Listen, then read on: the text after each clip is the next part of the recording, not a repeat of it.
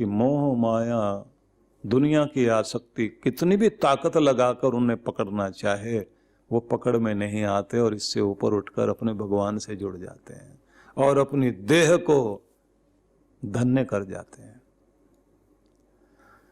और जो बड़े बड़े बुद्धिमान अपने आप को कहते हैं और दुनिया में फंस गए और जंजाल से बाहर नहीं निकल पाए, हर दिन उम्र बढ़ती जा रही है लेकिन वो उलझते जा रहे हैं, चेहरे की मुस्कुराहट गायब है, मन की शांति चली गई है और प्रभु की तरफ ध्यान नहीं है। जी तो रहे हैं लेकिन जिंदगी में जिंदगी नहीं है। तो कहने के लिए कहा जाए बड़े बुद्धिमान है, बुद्धिमान नहीं है। इसलिए जिनकी बुद्धि परमात्मा के अनुरूप हो गई वो व्यक्ति धन्य है। तदात्मानस तद निष्ठा तत्परायणा। श्री कृष्ण संदेश दे रहे हैं, अर्जुन, जो परमात्मा में जिनकी आत्मा तद्रूप हो गई, जिनका मन भगवान के रंग में रंग गया, तदनिष्ठा और उसी की वफादारी में जो पूरी तरह स्थिर हो गए, परमात्मा के नाम को संसार में सबसे अधिक जो महत्व दे रहे हैं, मन वहीं लगा, बुद्धि वहीं लगी हुई है। ध्यान रख लेना कि जहां मन लगेगा और जहां बुद्धि लगेगी वहीं हमारी सारी चेतना और सारी ऊर्जा उधर की तरफ लग जाती है। मन अगर संसार में लगा हुआ है और आप बैठे हुए भगवान के आसन पर, तो फिर ऊर्जा भी वहीं जाएगी जहां मन जा रहा है। मन को बांधना आ जाए व्यक्ति को भगवान की तरफ, तो एक बात ध्यान रख लेना, आप तो अपने आप को भगवान से जोड़िए और आपको जो चाहिए, जिससे आपका भला होगा, वो देने का काम फिर परमात्मा करते हैं। और पीछे पीछे हरि फिरे कहे तो कबीर कबीर, फिर तो संसार की सारी माया और शक्तियां व्यक्ति के पीछे आने लग जाती हैं, कोई कमी नहीं रहती उस व्यक्ति को। भोले लोग भी इस दुनिया में काम कर रहे हैं और कमाल तो ये, भोले लोगों के घरों में चालाक और बुद्धिमान लोग नौकरी कर रहे हैं। और कुछ सेठ तो ऐसे हैं कि जिनको ठीक से साइन करने भी नहीं आते, ठीक से पढ़ नहीं सकते, करोड़ों का व्यापार चल रहा है। बड़े बड़े मुनीम, सीए, बहुत सारे एक्सपर्ट लोग, विशेषज्ञ लोग उनके यहां बैठे हुए काम कर रहे हैं।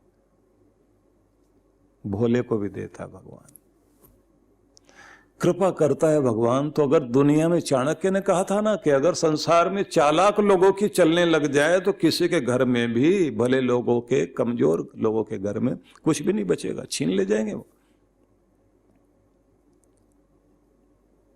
बड़े बड़े चालाक बैठे हैं दुनिया में, लेकिन कोई तो शक्ति है, भयानाम भयम भीषणम भीषणानाम। डर दिखाने वाले लोग दुनिया में हैं, लेकिन उनके ऊपर भी जो डरा कर रखती है शक्ति, वो कोई है तो सही। गति प्रगति वालों को भी प्रगति देने वाली कोई शक्ति है और रक्षा करने वालों की भी रक्षा करने वाला तो कोई है ना, उसी का नाम तो परमात्मा है। बस उसके रंग में जब आपकी बुद्धि रंग जाए, आपका मन रंग जाए, जब आप उसमें तद्रूप हो जाएं, गच्छन्ति अपुनरावृत्तिम ज्ञान निर्धूत कल्मषा। ज्ञान सुनते सुनते, जानते जानते, अनुभव करते करते जिन्होंने अपने पाप ताप नष्ट कर दिए हैं, वो दुनिया से जब छूटते हैं तो कहते हैं परमात्मा की गोद में बैठते हैं, परमात्मा का परम आनंद प्राप्त करते हैं। तो इसलिए पहले तो हमें ये ध्यान रखना चाहिए कि हम सब जीवों का स्वभाव है कि जहां मन लगा और जहां हमारी बुद्धि लगी वहीं पर हम भी लग जाते हैं, खुद भी वहीं चले जाते हैं। इसलिए बुद्धि और मन को परमात्मा में लगाने की आदत डालिए। क्या करना होगा तो थोड़ी सी ये चर्चा कर लेता हूं मैं आपसे कि क्या करें और कैसे करें। तो सबसे पहले तो आपको मैं ये निवेदन करना चाहता हूं, सभी को अपना एक नियम बना लीजिए। सुबह सुबह आप जल्दी जाग करके भगवान की भक्ति में बैठा जरूर करें। और जब आप भक्ति करने के लिए जाएं तो उससे पहले स्नान आदि करने के साथ साथ, जैसे स्नान चल रहा है मन मन में भगवान का नाम चलता रहे, और जैसे आप कपड़े पहनने जा रहे हैं पहनते पहनते भगवान का नाम मन मन में स्मरण करते करते उस दाता परमात्मा की कृपाओं को याद करें। मेरे दाता मेरे भगवान, तूने हमेशा मेरी लाज रखी है, हमेशा कृपा की है, झंझटों से निकालने वाला आप ही है, चिंताओं से मुक्त करने वाले आप ही हो, संकट मोचक आप ही हो। परमात्मा मैं तुम्हारे शरण में आ रहा हूँ, मेरा ध्यान रखना। और नाम जपते जपते वस्त्र पहन लिए आपने, मूड अपना बना लिया, और आप कहें मैं आया हूँ मांगने के लिए नहीं, धन्यवाद करने के लिए तेरे दर पर आया हूँ। मेरे परमात्मा मेरा धन्यवाद स्वीकार कीजिए, मैं आभार व्यक्त करता हूँ। और जैसे ही आप अपने मंदिर के द्वार पर पहुँचते हैं वहीं से आप श्रद्धा भाव से प्रणाम करते हुए, अगर घुटनों के बल बैठ करके माथा टेक सकते हैं तो अपने माथा टेकते हुए कहें कि मैं अपने अहंकार को, अपनी समस्त अकड़ को छोड़कर आपके सामने शरणागत होता हूँ विनम्र भाव से। मैं आपका हूँ, आपके लिए हूँ, आपका बच्चा हूँ, मेरा प्रणाम स्वीकार करो। और अपने आसन पर जाकर के बैठिए, नाम सिमरन करने के साथ साथ में भगवान की स्तुति करिए। भगवान की स्तुति को कहा जाता है उसके गुणगान को करना। गुणगान करना होता है कि परमात्मा क्या है, सबका रक्षक, सबका दाता, पतित पावन, असीम अनंत शुद्ध बुद्ध मुक्त स्वभाव, वही अलख निरंजन है, और वही सर्वशक्तिमान, वही दयालु कृपालु है, वही संकट मोचक है, वही सबका ध्यान रखने वाला है, जो असीम भी है, अनंत भी है, सर्वाधार है, सर्वेश्वर है, सर्वव्यापक है, सबका माता पिता बंधु सखा सब कुछ है। तो ऐसे भगवान को आप किसी भी एक नाम से स्मरण करते करते उन्हें प्रणाम करते जाइए। तुम्हारे दयालु रूप को प्रणाम करता हूँ, तुम्हारे दाता वाले रूप को प्रणाम करता हूँ, तुम्हारे रक्षक रूप को प्रणाम करता हूँ, सबका ध्यान रखने वाले परमात्मा तुम्हें प्रणाम करता हूँ। तू ही माता है, तुम्हारे माता रूप को भी प्रणाम करता हूँ। तू ही मेरा पिता है, तेरे रक्षा करने वाले, सदा मुझे सहारा देने वाले पिता रूप को भी मैं प्रणाम करता हूँ। जो बात हम माँ बाप से भी नहीं कह सकते, अपने मित्र को कह सकते हैं, तो मित्रों का मित्र भी तू ही है भगवान, सहेलियों की सहेली भी तू ही है मेरे भगवान। सब रिश्ते तो तेरे से ही हैं। त्वमेव माता च पिता त्वमेव, ये सब बोलते बोलते आप भगवान को सिर झुका के प्रणाम करना। उसके बाद में भगवान का नाम स्मरण करते करते, ओंकार का उच्चारण करते करते अपने आज्ञा चक्र में अपना ध्यान टिकाना, और आज्ञा चक्र में ध्यान टिकाकर परमात्मा की कृपाओं को अपनी तरफ आते हुए महसूस करना, और अपने अंदर से कलुष को बाहर जाते हुए अनुभव करना। अपने ऋषियों के उपदेश पढ़िए। कहते हैं ना कि मही सागर में स्नान करते समय देव ऋषि नारद जी जो है वहाँ पर पधार गए, और वहाँ देखा बहुत सारे ऋषि मुनि स्नान कर रहे हैं। तो उन लोगों से उन्होंने पूछा कहाँ से आए आप लोग? तो सारे के सारे ऋषि मुनि कहने लगे हम लोग जो है मही सागर में स्नान करने के लिए आए हैं, सौराष्ट्र से आए हैं, हमारा धर्म वर्मा नाम का राजा वहाँ पर राज करता है, हम उसी की चर्चा कर रहे हैं। बोले उनकी क्या चर्चा कर रहे हो? बोले उन्होंने साधना करने बैठे थे, तप करने बैठे थे, तो तप करते करते उनको आकाशवाणी सुनाई दी। आकाशवाणी में उनको एक श्लोक सुनाई दे रहा था। नारद जी बोले क्या श्लोक था? बोले द्विहेतु षडधिष्ठान षडंग च द्विपाक युक् चतुष्प्रकारम त्रिविधम त्रिनाशम दानम उच्यते। बड़े बड़े दान पुण्य करते हैं लोग। राजन तूने भी अपनी जिंदगी से बहुत दान पुण्य किया है, लेकिन तुम एक बात बताओ, धर्म करने का जो तरीका है, दान पुण्य करने का जो तरीका, जो प्रकार हैं, तो दो तो दान के हेतु कारण माने जाते हैं, 6 उसके अधिष्ठान कहे जाते हैं, 6 उसके अंग कहे जाते हैं, 2 उसके फल हैं, 4 प्रकार हैं, 3 उसके भेद हैं, और 3 उसके नाश के कारण बताए जाते हैं, जिससे किया कराया सब मिट्टी हो जाता है। तो जरा इसके बारे में बताओ, तब तो मानेंगे तुम्हारी साधना सफल हुई, तुम्हारा सुनना सफल हुआ, तुम्हारा ज्ञान सफल हुआ। ऋषि मुनि आपस में चर्चा कर रहे थे, महाराज ये धर्म वर्मा ने घोषणा की कि मुझे इस आकाशवाणी तो हो गई, लेकिन मैं नहीं जानता कि ये क्या चीज है, कैसे बताया गया है, इसका उत्तर क्या है। तो बड़े बड़े ऋषि मुनि मेरे पास में आए, कोई उत्तर समझा नहीं पाया, योगी आए वो नहीं समझा पाए। तो फिर उन्होंने घोषणा कर दी 7 लाख गौवें, 7 लाख स्वर्ण मुद्राएं और 7 गांव उस व्यक्ति को दूंगा जो इस रहस्य को समझाए। तो अपने यहाँ जो बड़ी बड़ी कथाएं की जाती हैं ना, उनमें सब कुछ ये रहस्यात्मक चीजें समझाई जाती हैं। पुरानी परंपरा तो यही है, पुराणों की कथाएं आप सुनने बैठते हैं तो उसमें इसी तरह से समझाया जाता है। तो कहते हैं नारद जी वहां से स्नान करने के बाद चल पड़े और उनको ही आया, क्योंकि देवऋषि नारद के मन में आ गया इस धरती का कल्याण करने के लिए जो आकाशवाणी हुई उसका उत्तर देने के लिए तो मुझे ही जाना पड़ेगा। तो एक वृद्ध ब्राह्मण का भेष बनाया उन्होंने और सौराष्ट्र में पहुंच गए और वहां जाकर उन्होंने राजा से कहा हम आ गए हैं महाराज। अच्छा तो आप इस श्लोक की व्याख्या करेंगे? बोले बिल्कुल करेंगे। तो महाराज बता दीजिए कि द्विहेतु क्या है। उन्होंने कहा द्विहेतु का मतलब होता है 2 कारण। कौन से कारण? जिनसे तुम्हारा दान चलता है, जिससे तुम्हारा धर्म चलता है। 2 चीजें अगर तुम्हारे पास है तो तुम्हारा दान, तुम्हारा धर्म तुम्हारी जिंदगी में चलेगा जरूर। और वो 2 चीजें हैं, एक तो आदमी को शक्ति युक्त होना चाहिए, सामर्थ्य युक्त होना चाहिए, देने के लिए भी, करने के लिए भी, साधना करने के लिए भी। दूसरी चीज होनी चाहिए श्रद्धा।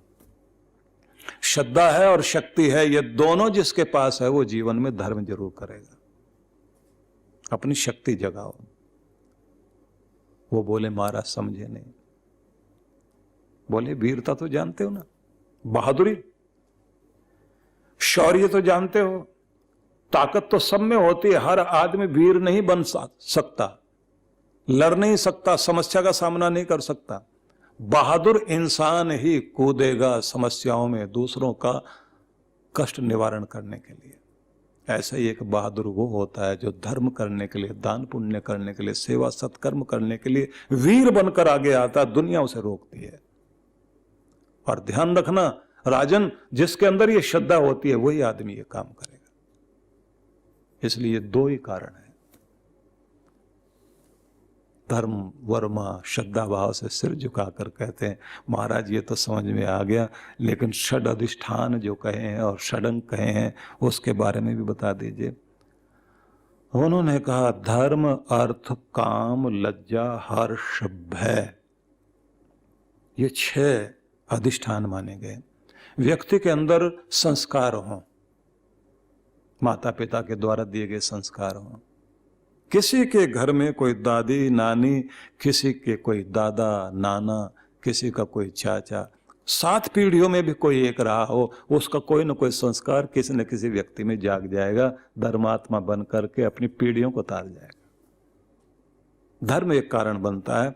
और दूसरा कारण बनता है जिन लोगों को ये लगता है कि मेरी कामनाएं पूरी हो जाएं, तो कामना के लिए भी कोई दान पुण्य और सत्कर्म करने के लिए जाया करते हैं।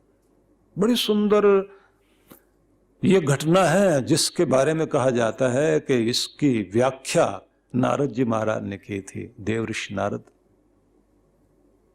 और उन्होंने जो ज्ञान दिया, बड़ा अद्भुत ज्ञान दिया।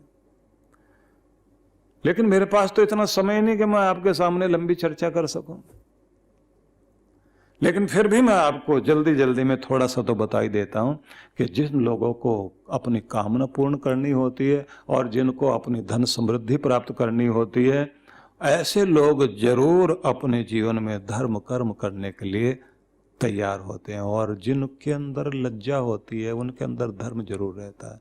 थोड़ा शर्म आती है, इतनी उम्र हो गई, इकट्ठा कर लिया धन भी पदार्थ भी, लेकिन वो भी कुछ किया है कि तुम्हारे जाने के बाद भी तुम्हें अच्छे ढंग से याद किया जा सके और तुम्हारा परमात्मा भी तुम्हें शरण दे सके।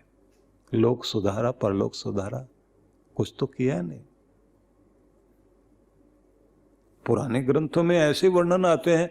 महात्मा ने पूछा एक बहू से, बेटी जिस घर से तू आई है वो घर तो मैं जानता हूं, लेकिन जहां आई है इस घर का तो मुझे नहीं पता, लेकिन ये बताओ यहां बासी खा रहे हो या ताजा? बहू कहती यहाँ तो बासी खाना है। घर के लोग सारे चिल्लाने लग गए, हमारे घर में तो ताजा भोजन बनता है, ये बासी क्यों कह रहे हैं? बोले महात्मा जी के पूछने का तरीका अलग है। वो ये कह रहे हैं कि इस घर में पिछले कर्मों की ही सारी दौलत है, या इस जन्म में भी कोई धर्म कर्म करके ताजा भी खाते हैं ये लोग? नहीं। आज अगर इस घर में कुछ रौनक है, आज इस घर में कुछ समृद्धि है, जरूर पिछला किया हुआ धर्म है, दान पुण्य है, सत्कर्म है। लेकिन इस जन्म में क्लबों में जाने की आदत तो नहीं पड़ गई? क्लब में तो जाते हैं लेकिन मंदिर छोड़ दिया, और जगह तो पैसे उड़ाते हैं लेकिन सत्कर्म के लिए देने को तैयार नहीं। तो ताजा भी खा रहे हैं या बासी है? कहते हैं यह है लज्जा जो इंसान के जीवन में धर्म को बढ़ाती है। और उसके बाद उन्होंने कहा खुश होकर आदमी दे, अपनी खुशी बढ़ाने के लिए, अपने बच्चों का भविष्य ठीक हो सके, मेरे बच्चों पर कृपा बनी रहे, मेरे घर में धर्म कर्म बना रहे, आदमी जो है अपने हाथों से सत्कर्म करता है। और कहते हैं डर से भी दे आदमी।